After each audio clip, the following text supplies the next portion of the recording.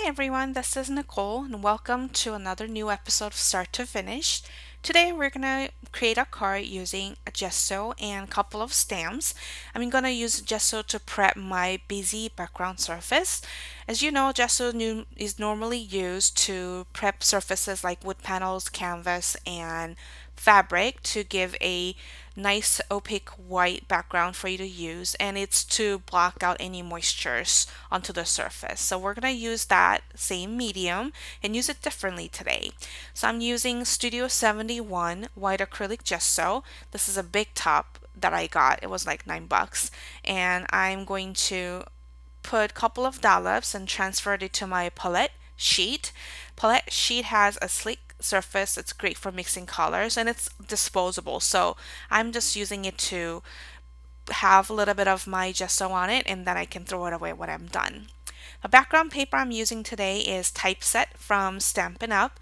This is a thin layer of background paper and has a busy typing dictionary definitions onto it. So I wanted to use it, but I kind of wanted to tone it down, and gesso is going to help me do that. So instead of putting multiple layers, I'm just putting a thin layer of gesso and I'm going to apply it only one time. And if you wanted more opaque look, you can go back and add multiple layers, but I just wanted to tone it down and still have those nice vintage look typeset font see through it. So I gave about 10 minutes to have it dry, and now I'm going to lift up my painter's tape. You want to peel it away nicely towards the side rather than lifting directly up. That way you're not gonna ruin your paper. And after that I cut it down to 4 and 5 1/4. So we're going to stamp right onto this image, or right onto this background. I'm going to use Friendly Flower stamp set from Simon Says Stamp. This is one of the new stamp set that were released in July, I believe, and it has lots of solid images that are great for this technique. So I'm going to peel out one big flower and then a couple of small flowers to fill in the gaps around the image. So this is going to be great technique to pop out your images from a white background.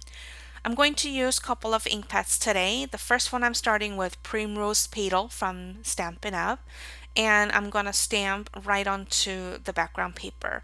Remember, gesso blocks out moistures onto the surface, so this is going to take a little bit longer to absorb these ink colors rather than when you're just stamping onto the regular paper. So just stamp the images, don't touch it, leave it alone for about 10 minutes and come back to it. And if you need shorter time to dry it, you can just hit set it. That works too.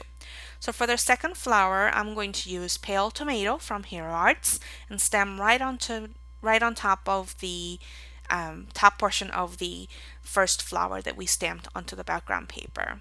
For the smaller flowers, I'm taking Fresh Peach ink pad from Hero Arts and stamped the smallest flower around the area, and then I took out the medium flower with Primrose Petal and Pale Tomato and stamped a couple of them around the small flower as well. For the leaf, I'm going to use Green Leaf ink pad from Simon Says Stamp and stamped a couple leaves onto the first flower. And then for the branches, I'm going to use Dark Chocolate ink pad and stamped once for the top flower and twice for the bottom so that it'll have a longer branches than the first one. So this is a great way to maximize your stamp set and stretch it out. So for the background paper is really thin and flimsy, so I wanted to add some thickness to it after I'm done stamping and let it completely dry. So I took out some Nina Solar White cardstock and attached my stamped piece right onto it. This is going to add some sturdiness and some thickness to it, so it'll be great for adding some dimensions. Card base, we're using Soft Saffron from Stampin' Up, and I'm going to attach my layer using some foam tape. Foam tape is awesome because it's going to help secure that layer, and it's great for worked images or very thin images. For the sentiment, I'm going to use Alta News Sentiment and Quotes stamp set. This has awesome sentiments and greetings that you can use for any occasions. It's a really, really great versatile stamp set.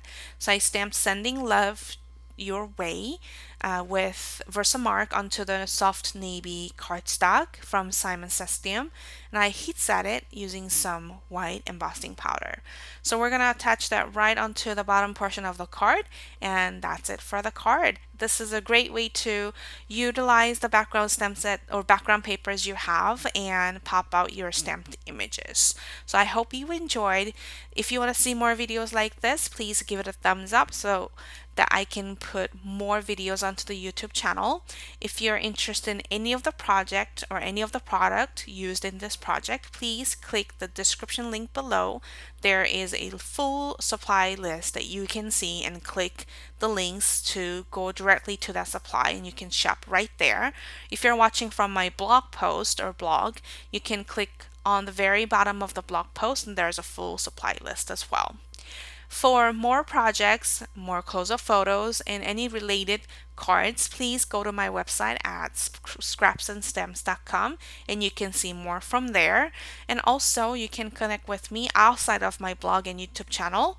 You can connect with me at Instagram, Facebook, and Pipit. Just search me under these username and you'll see my sneak peeks and upcoming special giveaways there. So thank you so much for watching, and I'll catch you next time.